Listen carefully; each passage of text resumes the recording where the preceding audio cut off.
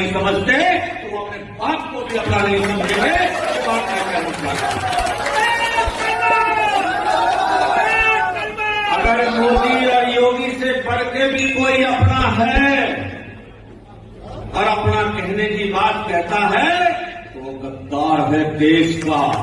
रहे हैं आप? जो मोदी समझ रहे हैं आप लोग वीडियो में देखिए किस तरह से बोल रहे हैं बीजेपी के नेता कि अगर जो मोदी और योगी को वोट नहीं देगा तो वो अपने बाप से नहीं है या बाप का नहीं है।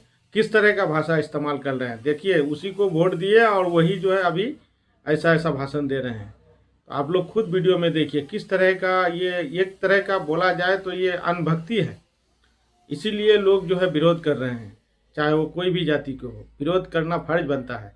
आपको वोट दिया, जिताया, लेकिन आज जो है तरह तरह का सितम कर रहे हैं। कहीं बुलडोजर लगा रहे हैं, कहीं पंडित को मार रहे हैं, कहीं मौलवी को मार रहे हैं। वीडियो में देखिए कि किस तरह से पहले तो हर जगह बुलडोजर चल रहा था और कुछ हो रहा था, मस्जिद तोड़े जा रही थी, लेकिन अब देखिए हिंदू पर भी अत्याचार हो रहा है, आचार्य जी पर भी अत्याचार हुए।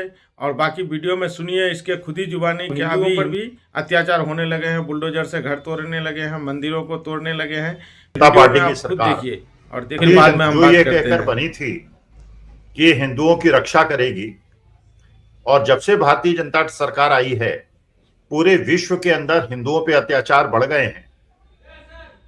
बांग्लादेश के अंदर, फिनलैंड के अंदर, ऑस्ट्रेलिया के अंदर, न्यूजीलैंड के अंदर, जहां पे पूरे विश्व के अंदर एक समय था 2014 के पहले के पूरे विश्व में के अंदर हिंदू सनातनी को बड़ा अच्छा धर्म माना जाता था, आज के तारीख में हर जगह हिंदुओं का विरोध होना शुरू हो गया है। बांग्लादेश में हिंदू मारे जा रहे हैं, उनके बारे में सरकार बिल्कुल चिंता नहीं कर रही है, कोई भी बात नहीं कर रही है। और अगर भक्तों से आप पूछें कि बांग्लादेश के अंदर जो मुसलमानों पे, हिंदुओं पे अत्याचार हो रहा है उसके लिए सरकार कोई कुछ नहीं करती, क्यों? तो कहते हैं कि इसमें राहुल गांधी क्यों नहीं बोल रहे हैं, सोनिया गांधी क्यों नहीं बोल रही हैं, और प्रियंका गांधी कुछ नहीं बोल रहे हैं। भाई डिसीजन तो सरकार को लेना है, माननीय मोदी जी को लेना है। हर जगह हिंदुओं के खिलाफ एक ऐसा नफरत का माहौल बन गया है, क्योंकि भारतवर्ष के अंदर आते ही इन्होंने ये बताया था कि हिंदू राष्ट्र बनाएंगे। मुसलमानों के खिलाफ जहर बोल दिया था। 70 साल से हम लोग मिलजुल कर प्यार मोहब्बत से रह रहे थे, एक राष्ट्र के रूप में रह रहे थे, 142 करोड़ लोग एक परिवार की तरह रह रहे थे। पहले इन्होंने मुसलमानों के दलितों को जीव जो हमारे सनातन मूल्यों को आगे ले जाने मुंह में पेशाब किया है, जो शास्त्र विरोध करते हैं, हम लोग हमेशा से कहते रहे, जो भगवान श्री कृष्ण के वृंदावन में पूजा पाठ कराने में सहयोगी हैं, और इसको रोक पाना, क्योंकि अच्छी बातें करते हैं, सनातन के बारे में आगे बढ़ाने की बातें करते हैं, उन पे अत्याचार शुरू कर दिया। क्योंकि जो इन्होंने अत्याचार करने की एक परंपरा शुरू की थी, अब रोक पाना इनके भी बस की बात नहीं रह गई है। अब आग बहुत ज्यादा फैल चुकी है और मुझे अपनी भारत माता की चिंता है। भाई हमारे देश के अंदर सनातन धर्म को आगे बढ़ाने के लिए, उसको मजबूत करने के लिए आदिगुरु शंकराचार्य ने पूरे देश का भ्रमण किया था, 4 पीठों की स्थापना की थी। वहां पे जो शंकराचार्य नियुक्त होते थे वो कोई सरकार उसमें अनुमोदन नहीं करती थी, कोई इंटरव्यू नहीं होते थे, कोई जीडी नहीं होता था और कोई बायोडाटा नहीं देखा जाता था। जो बच्चे जो एग्जिस्टिंग शंकराचार्य होते हैं उनके सामने बैठ के, उनके चरणों में बैठ के शास्त्र और वेदों का अध्ययन करते हैं, और उसके बाद जो उनके गुरु शंकराचार्य हैं अपनी मौत के पहले एक वसीयत करते हैं, और उस वसीयत के तहत जिसको वो नामित करते हैं वो शंकराचार्य बन जाता है।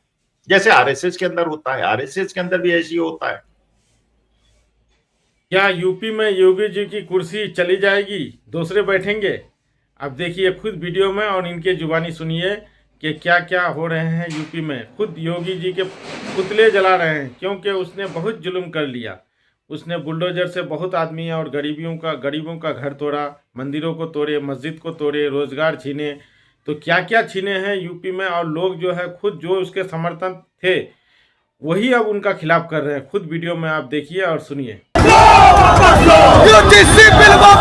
वो बिठाते थे कल तलक जिन्हें सिर आंखों पर, आज ऐसी हालत है कि हर चौराहे पर उनके खिलाफ नारेबाजी हो रही है, पुतले फूंके जा रहे हैं। समाज के लोग हैं, सब अपने परिवार से नफरत करते हैं। जवाब देना होगा नेताजी, आपको अपनी कुर्सी चाहिए वही केंद्रीय मंत्री वाली।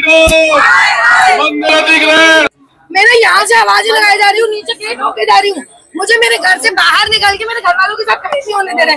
योगी जी विकास तो नहीं, आप लोग अपना अपना चलाए जा रहे हैं, बहुत गलत बात है। अगर आप डेवलपमेंट की बात करो तो धर्म विरोधी सरकार का नाश हो, कॉरिडोर हाय हाय, ये नारे वृंदावन की गलियों में बांके बिहारी मंदिर में लग रहे हैं। वीवीआईपी दर्शन के दौरान सेवायत पुजारियों के परिवार की बहुओं को मंदिर से हटाकर गली साइड कर दिया गया, गेट पर ताला डाल दिया। ये योगी आदित्यनाथ की सरकार है, कहती है महिलाओं के सम्मान में बीजेपी खाक मैदान में।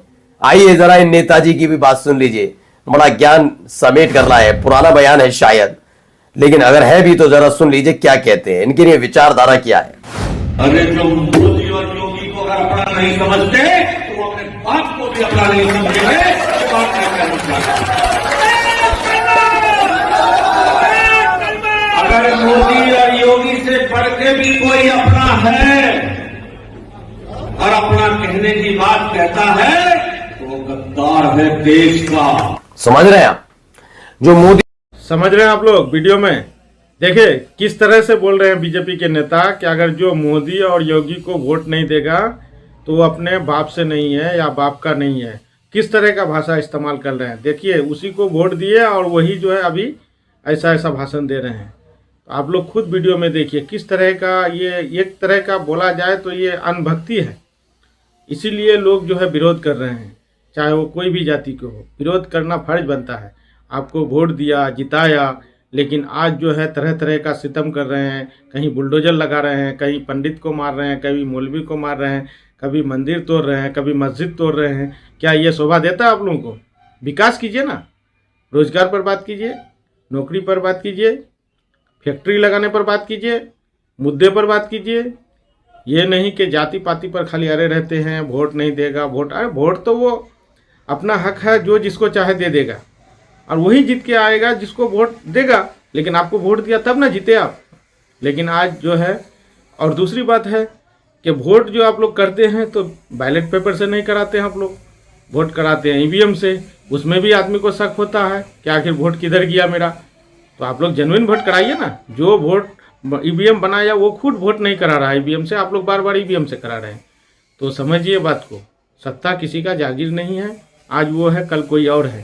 तो दबा के शेयर कीजिए, लाइक कीजिए, कमेंट कीजिए, और अगर इस खबर से सहमत हैं तो सब्सक्राइब अगर नहीं किए हैं तो कर लीजिए और शेयर कीजिए दबा के। जय हिंद दोस्तों।